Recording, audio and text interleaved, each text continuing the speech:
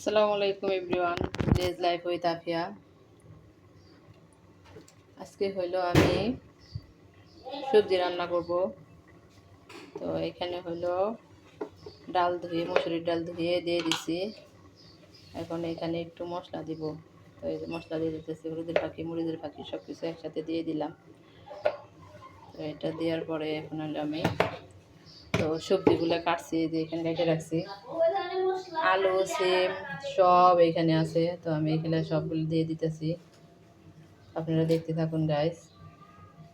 তো আমি এখানে সবগুলো উঠিয়ে দিতেছি। এখানে আছে এগুলো আলু দিলাম, কাঁঠাল বিচি, এগুলো সব দিয়ে দিতেছি।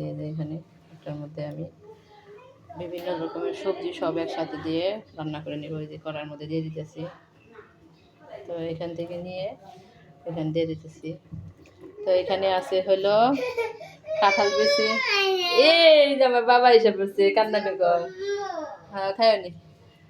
তো হলো এই কাঁঠাল বিচি, আর হইলো আলু, ডাটা, পেঁপে, বিভিন্ন রকমের সবজি সব একসাথে দিয়ে দিছি এখানে।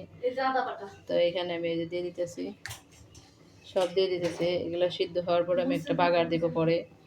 তো এখানে আমি এই যে সব দিয়ে দিতেছি, একটা একটা করে সব দিয়ে দিতেছি। তো এই যে নাড়া দিয়ে দিই, দেখুন গাইস। তো সবজিগুলো আমি সব ঢাইলা দিই, দেখুন দিয়ে দিতেছি। এখানে ধুয়ে রেখে দিছি, দিয়ে দিলাম সবজি। একটা পেঁপে খাই, দেখুন পেঁপে পেকে গেছে একটা বড়। মিষ্টি আছে পেঁপেগুলা।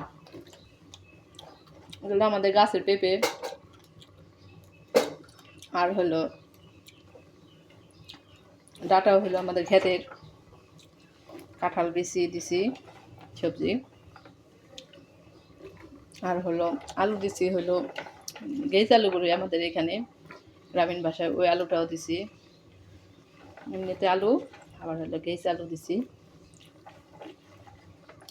তো আপনারা দেখুন, এইভাবে সবজি রান্না করে খাবেন, তো অনেক মজা লাগে।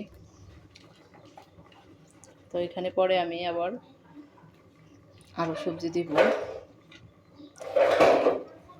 তো দিয়ে দিলাম সব। এটা দেখতে পাচ্ছেন গাইস। তো আমি একটু লাড়াচাড়া করে দিই। এখন এটা ঢেকে দিব সিদ্ধ হওয়ার জন্য, দেখতে থাকুন গাইস। আর এখানে এখন আমি দেখুন, আমি এখানে সিদ্ধ হতে অপেক্ষা করব, আপনারা অপেক্ষা করেন।